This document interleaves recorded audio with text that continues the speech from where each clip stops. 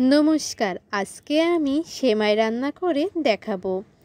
সেমাই খুব সহজেই সুন্দরভাবে রান্না করব এবং খেতে লাগবে একদম মজাদার। যারা এখনো পর্যন্ত সেমাই রাঁধতে পারে না তাদের জন্য নিয়ে চলে আসলাম সেমাই রান্না। সেমাইটা আমি ছোট ছোট করে পিস করে কেটে নিয়েছি, তারপরে তেল দিয়ে ভেজে নিয়েছি। ভাজা হয়ে গেছে, নিয়ে নিয়েছি দুধ, নিয়ে নিলাম তেজপাতা 2টা, দারচিনি নিয়ে নিলাম, এবার নিয়ে নিলাম এলাচ।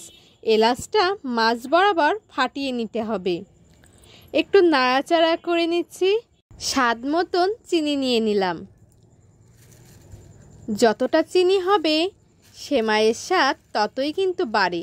মিষ্টি যত দেওয়া হয় স্বাদ যেন দ্বিগুণ বেড়ে যায়। চুলার হিটটা একটু বাড়িয়ে নিলাম। ভালোভাবে 10 থেকে 15 মিনিট ফুটিয়ে নিতে হবে। ফুটানোর পরে ভাজা সেমাইগুলো ঢেলে দিতে হবে। হয়েই গেল সেমাই রান্না। সেমাই কিন্তু রাঁধতে বেশিক্ষণ লাগে না, অল্প কিছু সময়ের মধ্যেই সেমাই রান্না হয়ে যায়। আমি সেমাইটা রুটির সাথে খাবো, তাই রুটির সাথে পরিবেশন করে নিয়েছি। দেখেছেন রুটিটাও কত সুন্দরভাবে আমি ডিজাইন করে ভেজে নিয়েছি। অন্য কোনো ভিডিওতে আমি কিভাবে রুটিটি ডিজাইন করেছি সেটা দেখাবো। দেখুন কত সুন্দর হয়েছে, খেয়ে দেখলাম খুব টেস্ট হয়েছে।